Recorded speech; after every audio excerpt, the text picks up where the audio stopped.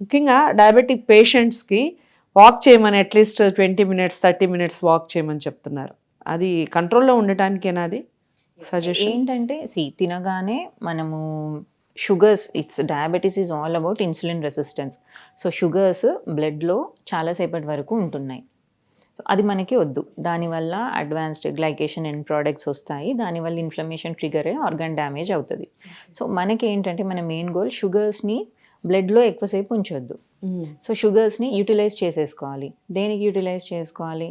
Muscles అన్నిటి దగ్గర receptors ఉంటాయి. లైక్ బ్రెయిన్లో ఉంటాయి, హార్ట్లో ఉంటాయి, మజిల్స్లో ఉంటాయి, లివర్లో ఉంటాయి. అన్నిటి దగ్గర గ్లూకోజ్ని, ఆ బ్లడ్లో ఉన్న షుగర్స్ని అబ్జార్బ్ చేసుకోవడానికి రిసెప్టార్స్ ఉంటాయి.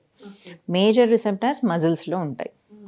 సో ఇప్పుడు మనం షుగర్ని పంపించేయాలి బ్లడ్లో నుంచి. ఎక్కడికి వెళ్ళి పంపించగలుగుతాం?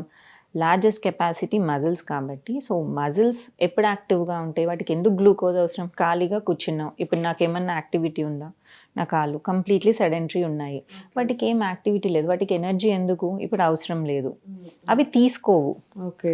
సో బట్ అదేంటంటే నువ్వు ఒకసారి యాక్టివేట్ చేయాలనుకున్నావు, మజిల్స్ తీసుకుంటేనే ఎక్కువ సోర్సెస్, ఒక్క షుగర్స్ మొత్తం అబ్జార్బ్ అయిపోతాయి.